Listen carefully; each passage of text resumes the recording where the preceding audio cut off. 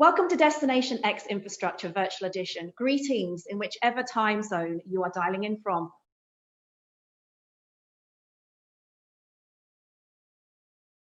Andrew Linwood will be moderating our next panel discussion on design and architectural trends, challenges, and opportunities for hospitality projects. Andrew is head of Areen Designed Hospitality Division. He's involved in and monitors all aspects of a project, and he has designed insightful interiors for many of the world's leading hotel operators. Andrew, over to you. You can now switch on your camera and your microphone. I'm saying good morning, everybody, because I'm in London. But it's good afternoon to those of you out in the UAE, in the Middle East in general. It's a pleasure to be here. I've done a few of these virtual conferences, and it's not like the real thing because we can't see your reactions. But please use the chat panel to submit any questions or points that you don't agree with. Now, I'd like to introduce my two esteemed panelists here. I've got Ihab El-Haddad and I've got Naji, and they're coming from Rotana and Shaza, respectively. Gentlemen, can you put your cameras on? There we are. There's Naji. Hi, Andrew. Very nice. Is that your home in the background, or is that a virtual? I wish. This is one of our resorts in Abu Dhabi. It's a Saadiyat Rotana. But, okay. And Ihab, don't be shy. Come on. I think Ihab is maybe on mute. No. Well, let's see. Let's see if Ihab can. Oh, there he is. Good afternoon, Andrew. Good afternoon, Naji. Hi. There we are. So, Ihab, you're in. Are you in the studio? You in the office? Yes, we are. We are. You are, okay. He's gonna make me look bad now. Sorry? He's gonna make me look bad, as if. Don't worry, we just came back this week, so.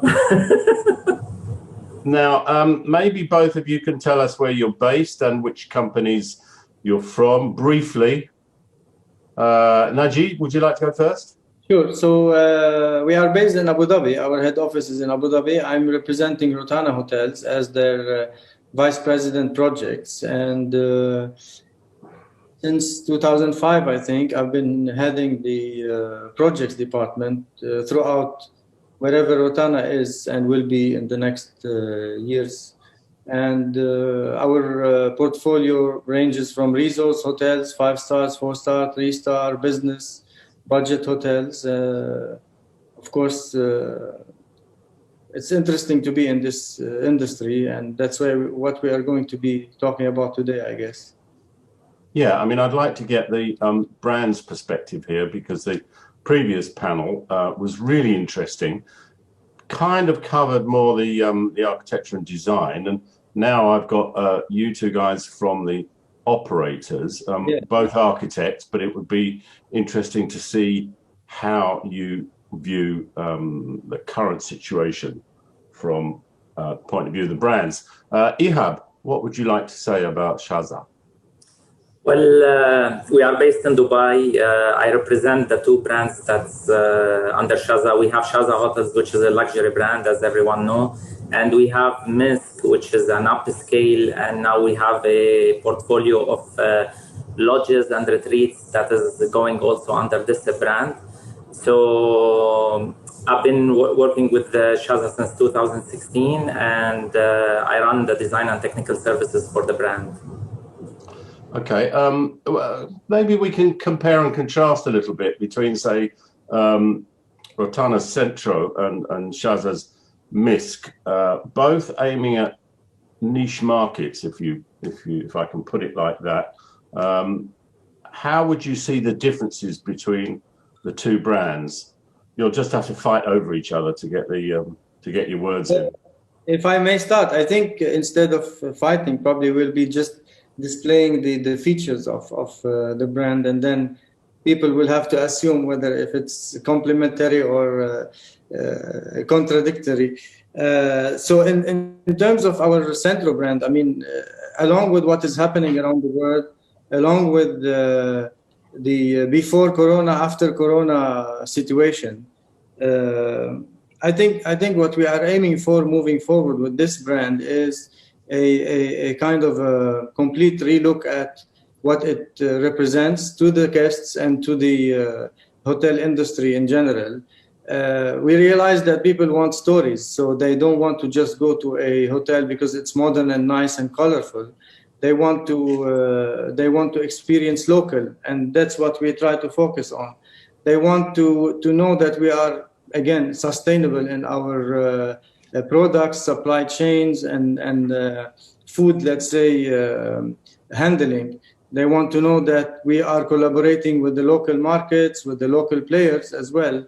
And again, you see, as a Centro brand, because it's dynamic and it's like it's our, let's say, our own baby. It's not influenced by any owners or any designers per se. It's our own creation.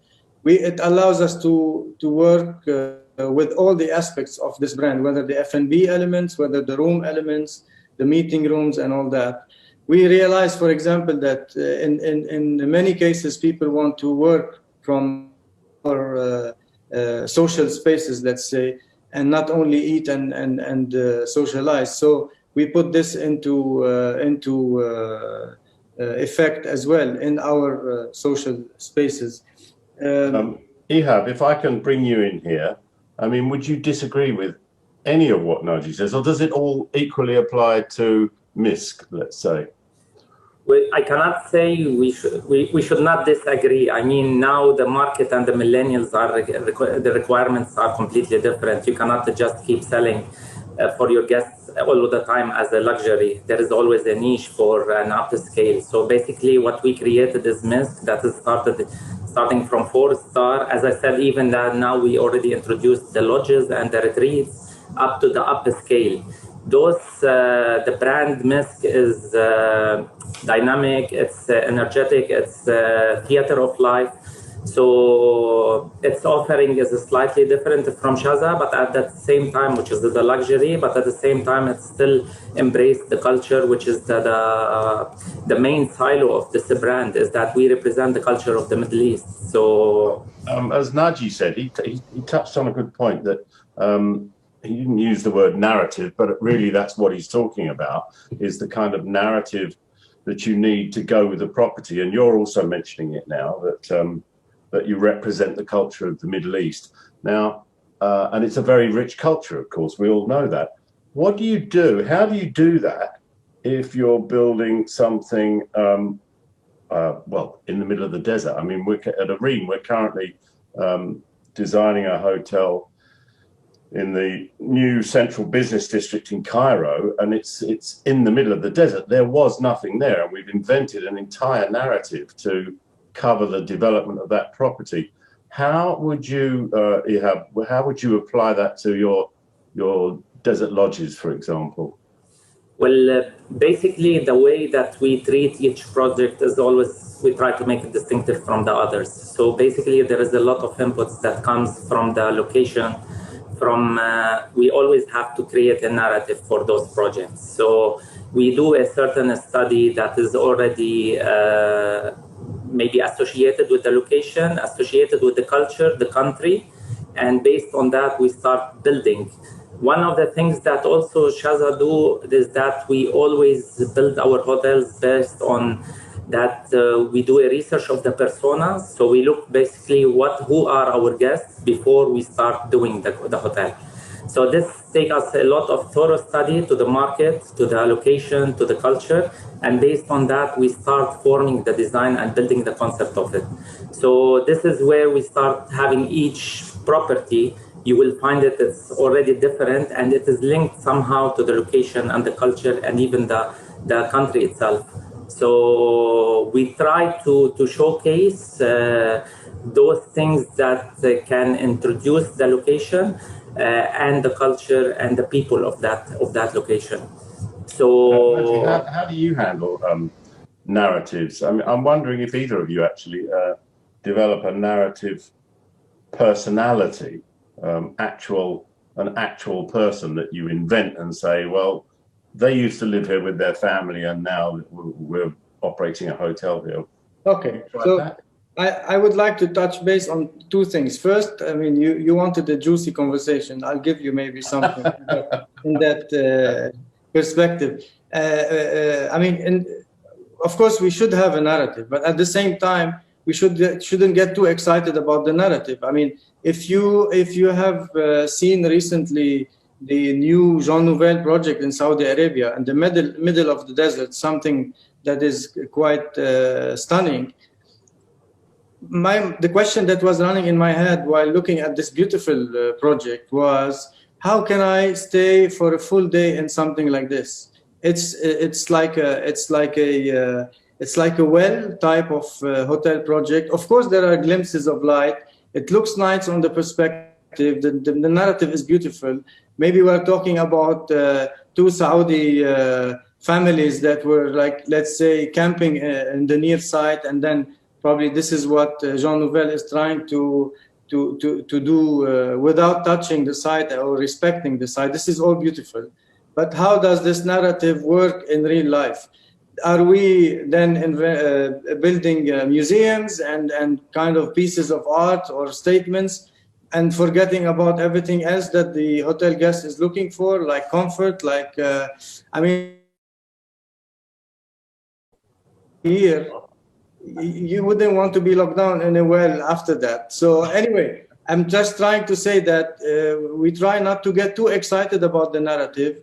We try to remember that as much as we would like to remind people of the local culture, it is also an escape. It is also trying to give them a new experience within their local culture. I mean, it's what Ford said. If you wanted a faster horse, we would not have had cars, you know.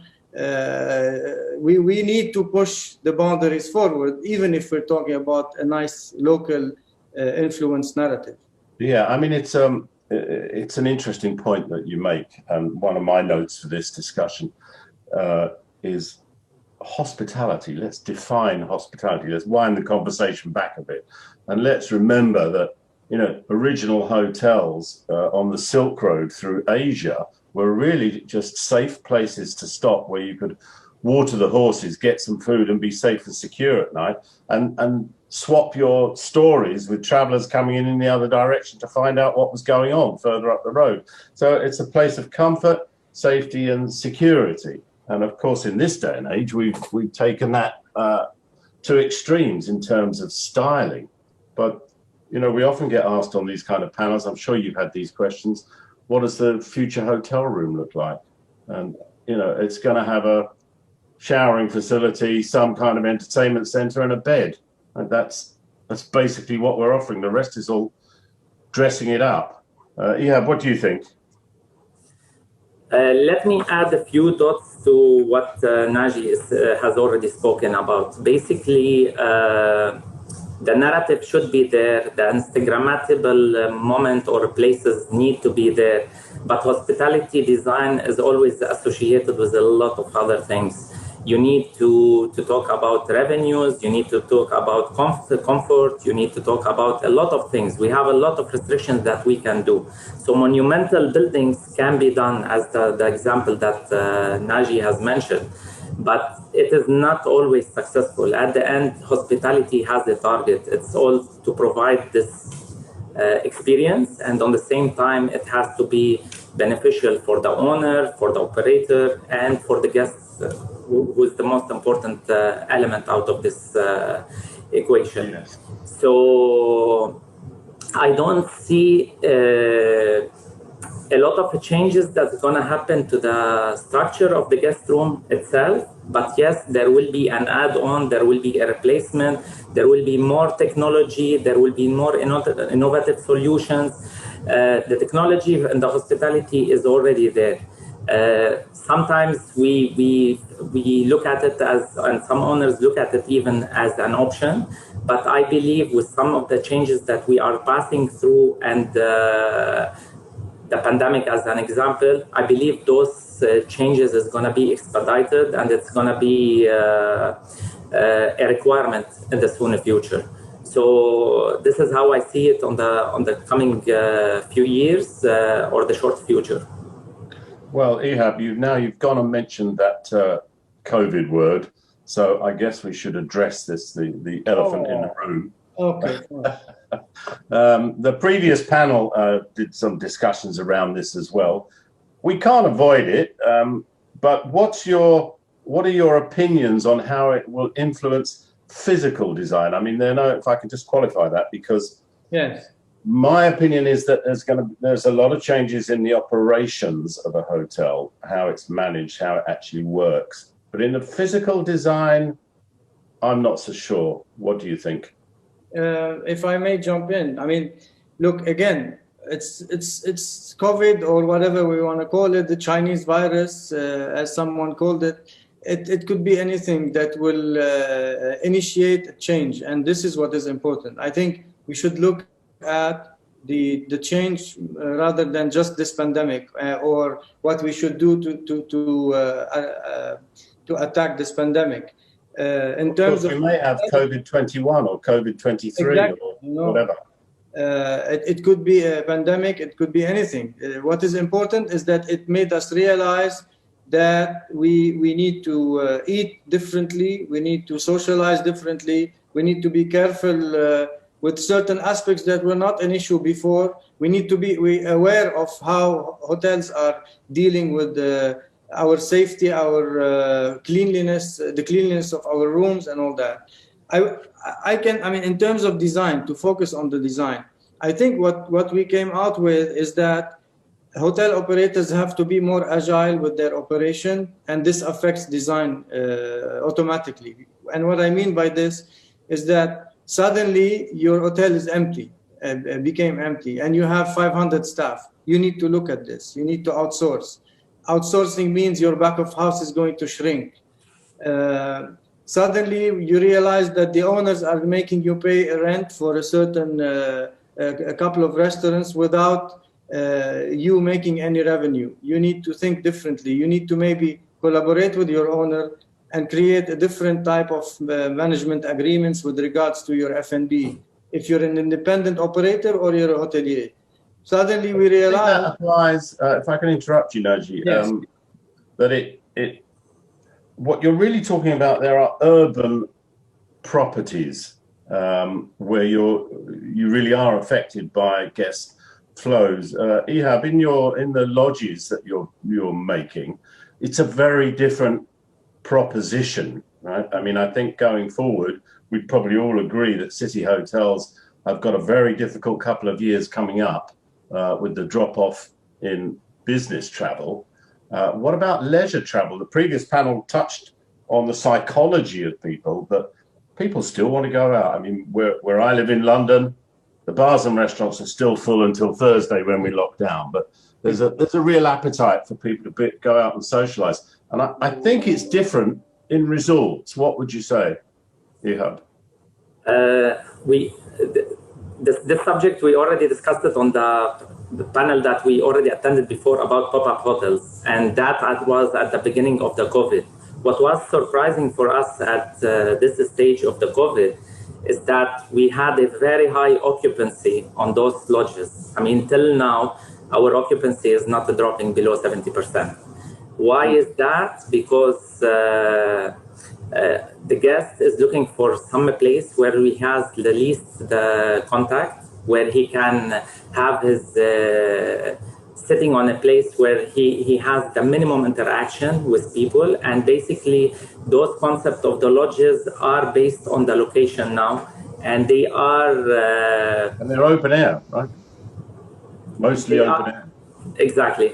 So I think this is what attracts the guests more into those places. They don't want to go through a lobby. They don't want to go through a reception desk. They just arrive to that location and they just go straight to their tent or whatever the unit it is, and they have their own private pool and they just enjoy themselves without worrying about this interaction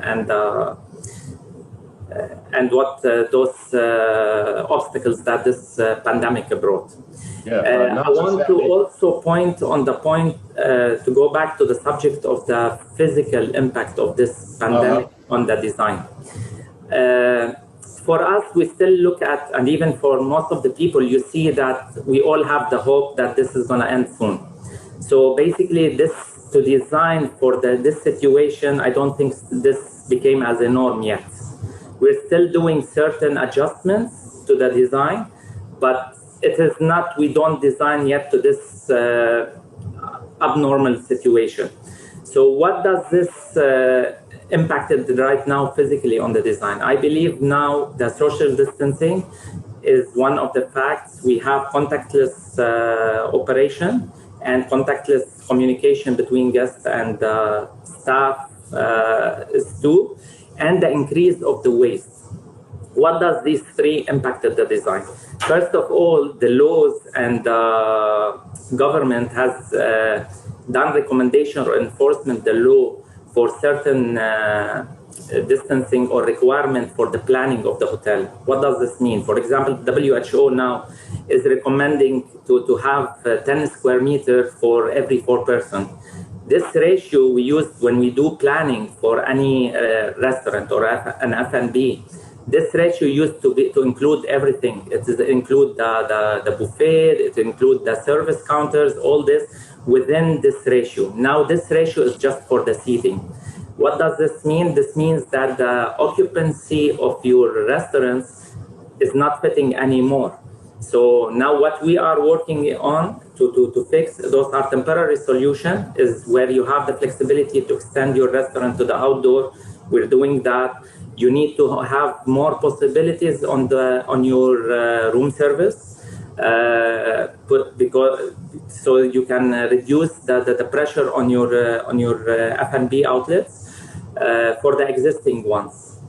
To design now, sorry to interrupt, Ihab. So this will, again, building on the previous panel, this is going to impact on room sizes, isn't it? If you've got to deliver and serve more food inside the rooms, it reverses the previous trend of larger public areas where those pesky millennials all want to sit and work on their laptops, and smaller guest rooms. But now it's going the other way. Najee, thinking that, you know, we need to give some space for them to put their yoga mat out because they don't want to go to the gym anymore.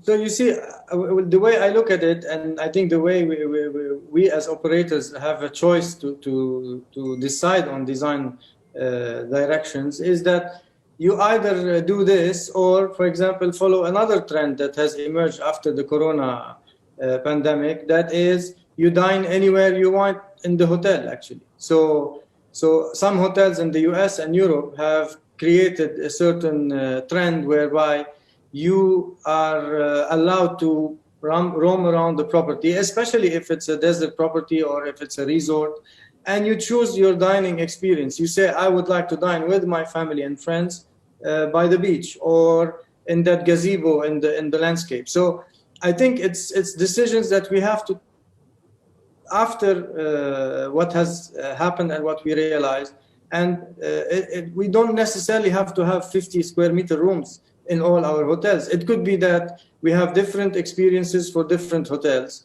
Of course, keeping in mind that in-room dining is going to be one of them.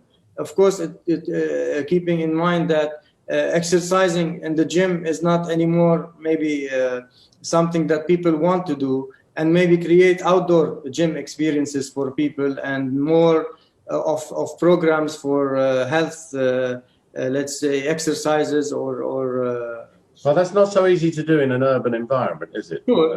Sure. And this is where you have to decide on which one to take. And again, I think it's too fast to change all our design criteria based on this pandemic. I think we need to learn from the big titles. But again, I think you have touched base on the F&B a little bit. Before the pandemic, the situation was not rosy. It wasn't that we were like thriving as hospitality and hotel industry and F&B industry, and then this pandemic gave us a hit. We were rethinking all of our concepts. If we touch base on F&B, we had a conference just in, I think, November last year, and we were talking with independent operators that we invited to this conference, independent restaurant operator, about how to move forward, because in many cases they do better than us, they know better than us, and we need to shake hands with these people. We need to develop different types of F&B experiences. So why is that? Why? It's an interesting point. We can segue into another subject.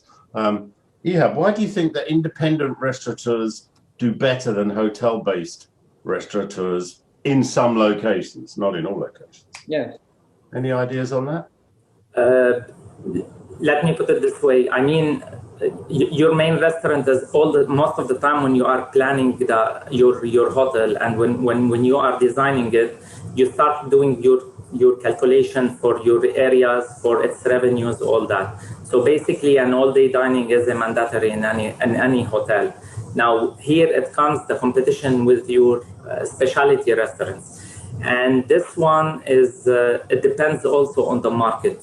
Some markets you have a lot of competency between with entertainment, let's say F&B outlets. Now some operators, they try to bring some of the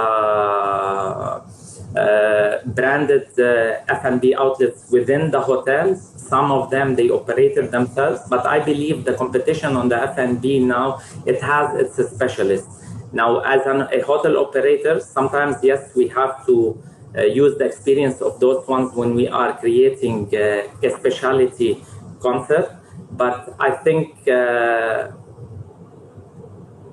in the hotel structure, I think that the focus is always to do a full program that supports itself. Now the specialty restaurant, I believe there will be a lot of competition with the outside market or the F&B market. So this is the only challenge that make them maybe excel a little bit, because they are focusing only on that while we focus on the whole program of the hotel.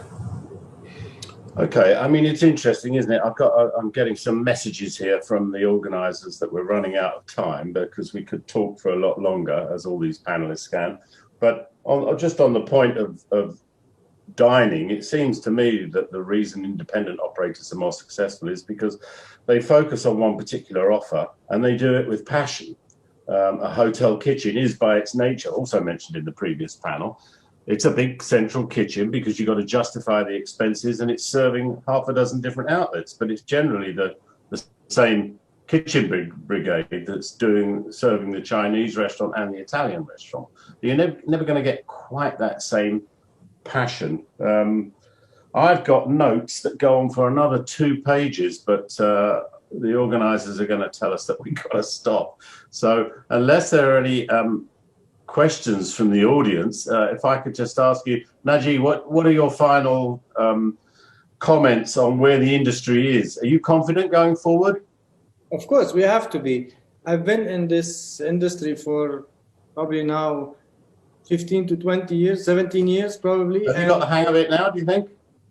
Sorry? Have you got the hang of it now, do you think?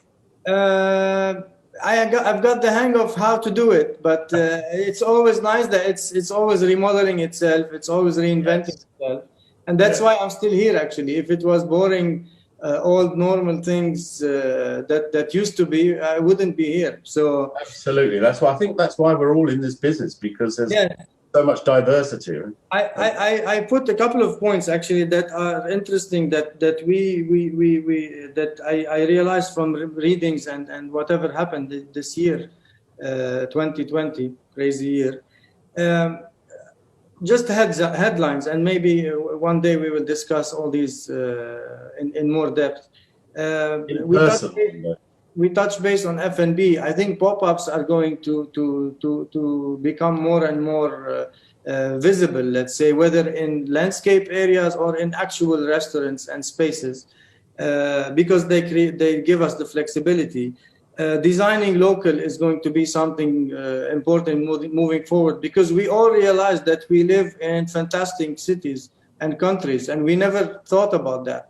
Now, if you go to in the UAE, if you go to Fujairah, Ras Al Khaimah, or even in places in Dubai and Abu Dhabi, we have stunning cities. And we realized that we need to look inside and not only travel for leisure.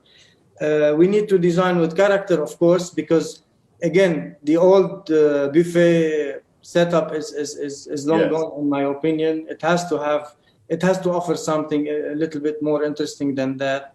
We need to design with the mindset of people using the hotel differently, because now they want to maybe work from the hotel, they want to socialize from the hotel and do different activities than they used to. Business travel. We need more flexible spaces. Exactly. And then business travel, I mean, as we saw it before, or we experienced it before, is not going to be the same. Nobody, I mean, somebody mentioned it in one of the previous panels.